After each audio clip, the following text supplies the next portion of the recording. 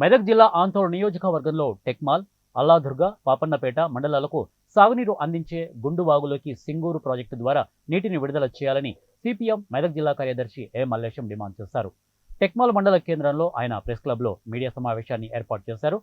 ఈ సందర్భంగా ఆయన మాట్లాడుతూ సాగునీరు సరిగా లేక ఎంతో మంది రైతులు వలస వెళ్తున్నారని ఆయన తెలిపారు.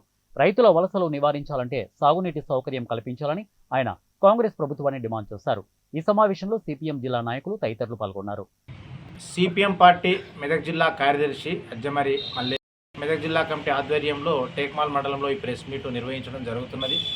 టేక్మాలు, అల్లాదుర్గు, పాపన్నపేట ఈ మండలాలకు గుండువాగు ద్వారా వ్యవసాయానికి నీళ్ళు అందేటువంటి అవకాశం ఉంది.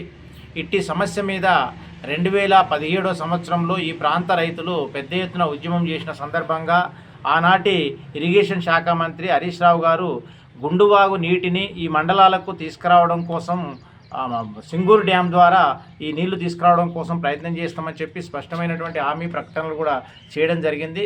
ముఖ్యంగా సింగూరు బ్యాక్ వాటర్ ద్వారా కానీ లేదా అందోల్ వరకు వచ్చినటువంటి కాలువల ద్వారా కానీ నీళ్లు తీసుకొచ్చి గుండువాగులు వేసినట్టయితే ఈ ప్రాంతంలో ఉన్నటువంటి చెరువులు నిండి సస్యశ్యామలమయ్యేటువంటి అవకాశం ఉంది. ముఖ్యంగా టేక్మాలు, అల్లాదుర్గు, పాపన్నపేట మండలంలో కొంత ప్రాంతము వెనుక